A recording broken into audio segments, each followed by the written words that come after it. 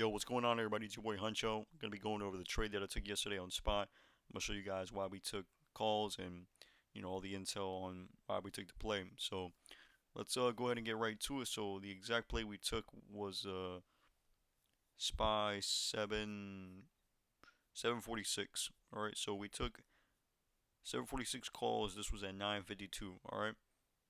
Now, before anything, I just want to give you guys a little bit more context. Right, if you guys or in the Discord every Sunday.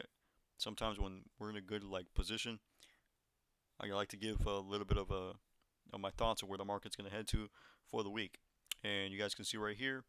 So this was last Sunday. I said SPY analysis. I think we can get another pullback here on SPY. So I'm watching price action closely. The key focus is the zone we're approaching on VIX, which is right here. This key zone here. This is one of the most important areas on the chart, and in my opinion, the strongest range to watch. I'll be looking for heavy spikes and a strong reaction around this area. With recent news, I don't see much that's currently supporting a sustained push into new highs. So patience is key. Let price come to us, and we have to just pay close attention to how the market's going to react. All right. So we ended up consolidating. The majority part of the week. We didn't really get to move until overnight on Thursday, right? But the direction and the analysis, it was correct. We ended up going back down, and we got the pullback that we wanted to see. And yeah, so every time we sit around these two key zones, fellas, I'm always, got my eyes peeled and ready for whatever, right? So you always just want to be paying attention in these areas because it can give you a lot more confidence on getting into these plays, whether it be for the day or for the week, right? So that was my initial plan for the week. We could have played this if we would have, hit it under 750, which I was mentioning was going to be the playground for puts, right? But we didn't get it. We kept consolidating throughout the week and didn't see much going on. If you guys see right here, ever since on Monday, we just kept holding above here, bouncing between 755 and 750, right? And we were just ping ponging, so it was just playing within the range. So I needed to see some form of breakout. Once we got the breakout, right, we got the leak overnight. Okay, so this is how I play overnight, moves. So whenever there's a gap up or gap down, everybody likes to just say, oh, play the gap, fill, play the gap. Okay, the gap will eventually fill. Sometimes it's not always going to be the next day. So be very careful on being so attached to that idea that, just play the gap fill, okay? Now you can, but let it confirm, all right? So every time we get those, what happens? Well, before anything, what I watch is pre-market action, okay? That's one of the biggest things. I don't care where we are at currently. If we're, we could have dumped all the way to 700. My watch is pre-market motion, okay? Pre-market action. All right, if we're pumping, if we're dumping, what's going on here? We're chopping. All right, so that's my watch on the day.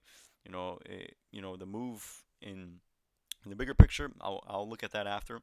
But right, we're looking for good morning moves and looking to get in and out for the day, pay ourselves, and that's the game. That's my style. Anybody that knows me, this is what we do.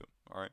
So every time pre-market there's a pump, I always like to look for a morning flush. All right, a morning flush, support to hold to pre-market low or some form of support, key pivot, and then look for a reversal or confirmation that we want to continue to the downside. All right. So, but then when we dump in pre-market, what I look for is some form of pop. Okay, there has to be some form of relief, whether it be a full reversal or a retest, a pop, and then play the rejection, continuation to the downside. Right. So what happened here? We ended up dumping in pre-market, right? Right, starting at 7:50. Yeah, 7:50 a.m. And then we ended up flushing at open. Okay. So some people were playing puts, and we're able to print and get some bags at open there. But I was going to be looking for any entry there if we were going to continue moving to the downside. I was only going to be looking for puts if we were going to get some retracement. I had to get the pop. if I didn't get the pop, I was not going to be looking at this or looking to take any form of play. I don't like trying to catch knives, um, and playing the reversal or getting in and then I got in at a bad entry that I don't feel comfortable putting my money in, right? So what happened here? Okay, so we had a key zone which was 739.90, 738. So this zone here was going to be an area that I was going to be watching carefully. I wanted to see a flush down here and then watch a setup form, whether it be a break below 738 or a reversal, a nice hold here. We ended up not going all the way down there. Well, we ended up holding around 740. I just marked these levels here, so you guys might not see, might have not seen these levels previously because it was only until after I jotted them down. But right when I see a reversal and it's not about off my levels or anything, like if I had this level down, I probably would have taken uh, calls here. But I mean, at the end of the day, I didn't like the structure because just a candlestick formation. I wasn't going to be playing around with that. So what do? I set up triggers, and what were my triggers? My triggers were 730, I mean 743.21 and 738. Calls above 743.21 was going to be my trigger for upside, right? Why? Okay, so whenever we're holding in these areas here, all right, we play the key pivots. Okay, so let's look at the 30 minute. Okay, we'll pull up the 30 minute here. All right, so 743.21. All right, these are the levels, right? These are the areas where I'm looking for reversals, okay, or supports. All right, so you guys see all this? All right, so that's what I was watching. That was my key. That was my key pivot. Okay, so if we were to get that reclaim, I was going to be looking for upside. Not my job to say we're going to get the full gap fill and we're going to hit 750 or anything, but my plan was to look for some form of strength to the upside, breaking above that level.